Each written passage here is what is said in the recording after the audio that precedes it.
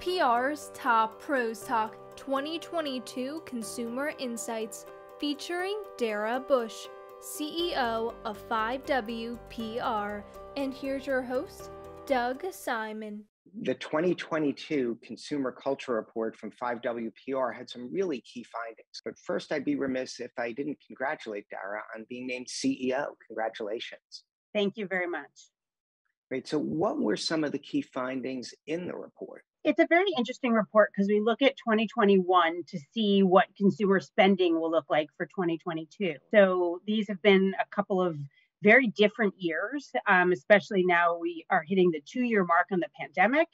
And so some of the things that we have found include looking at electronics and technology continue to be a fan favorite for splurges, the way that people buy retail versus e-commerce. So certainly there are a lot of different interesting findings, and it's really an evolution from the last few years of reports that we've done.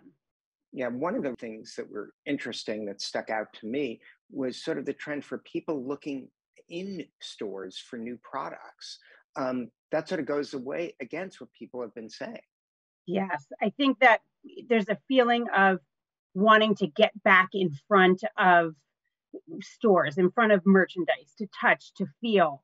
There is a real push to want the advice of a sales clerk. And the struggle on that is, we all know, retail is struggling. There are not enough people to work the shifts and the hours. And so consumers really wanting to be back in store and looking to sales folks for advice is huge. And so, that's one part of it. And the other piece is the idea of it's an outing again. Years ago, shopping and going to a retail location was something you did with girlfriends, guy friends. It was let's meet up and do it. And that's, again, very much a really special, outing for folks. Yeah, there is that longing to go out again, to be together among people. Do those trends, you think, change how brands strategize, how they're going to promote the in-store experience? It would seem to be a big difference. Definitely. I think that stores know they have to double down, especially stores. They do things like, exclusivity pop-ups. Supreme is a great example of a brand that does an incredible job at inviting people in, and the first X number of people that get online and can have this exclusivity and get this product. It's definitely it's a new way to shop. But what's interesting is all that sort of rolls over into social. So it is all connected. Those experiences, those exclusive opportunities are sometimes only available via social. So it forces you to follow their social channels, go in store, connect with the sales folks. It's really changing the face of retail. Interesting you say that, because we just did a satellite media tour today with a restaurant brand, and it was about an exclusive offering. If you went and got their app, that you were opened up to a chance to save a bunch of money on a product you'd probably be getting anyway. But that's a way that they're building their following. They're using social. They're getting customers connected. What else might be different? What else should brands be thinking, especially with this possible shift to going to stores? Still, the online sales are up. How do you navigate where to put your efforts?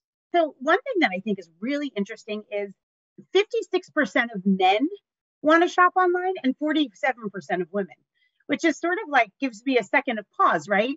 Because you would think it would be more women that want to be in person.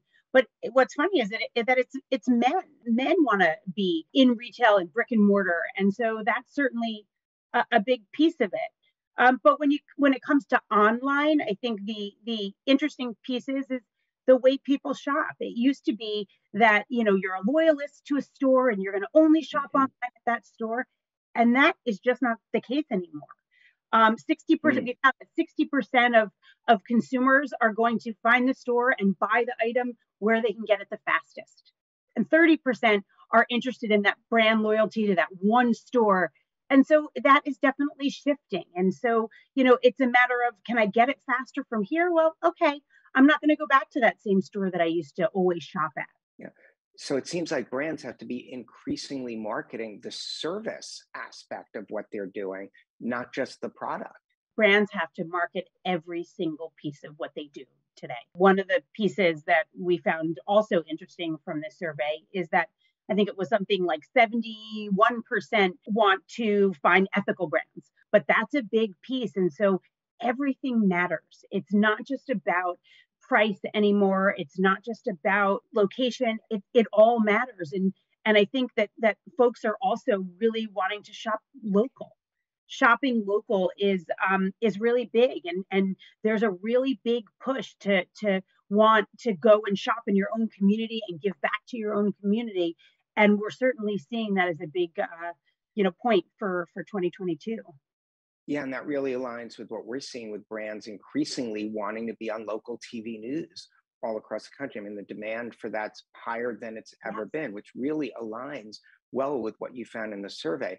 Now, how about from your agency perspective, marketing sort of the ethical nature of products? Because that's always been sort of a tricky area. You don't want to be greenwashing or whatever it is you're doing. You really want to be thoughtful, but yet it is an important characteristic for some and for many, but not for all. How do you go about doing that in an intelligent way? I think what we find is that we've got a lot of brands that want to double down in the space of being, ethical in whether it's in the way they package or the way that they source materials, whatever those pieces are. There has been a very big push in the beauty world. Our beauty clients, we find that ethical and sustainable packaging is like such a important part to every piece of what our brands and our clients are looking for. And our survey basically really doubled down on that information, because we have brands that they feel like they don't have a seat at the table unless they can talk about what their sustainability practices are. And so it's certainly the narrative is there, and it's one of the first things the media look at is how do these brands compete with other brands, and how are they working to help the footprint of the United States, and whether that's global warming or whatever that may be. But I certainly think that brands really care about sustainability and what the future looks like for their industry. Yeah, and it's also for marketing, finding new frontiers for marketing. I don't know how many beauty brands are there. You'll probably tell me a whole bunch, but video games are a whole new area for brand integration. What are you finding from your reports on that, and what are you seeing as the future? It's so cool.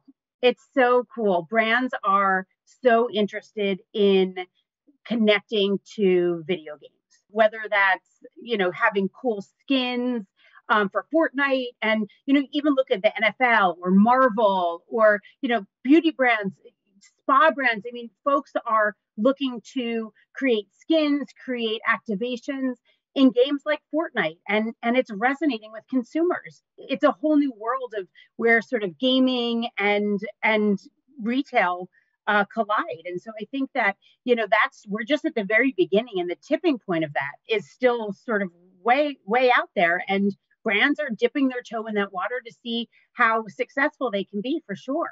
I'd just love for you to share with people can gain access to the report that you've put together. The full report and some analysis of the report can be found on 5W's website. Again, congratulations to you, and thanks so much for spending time with us. Thank you so much.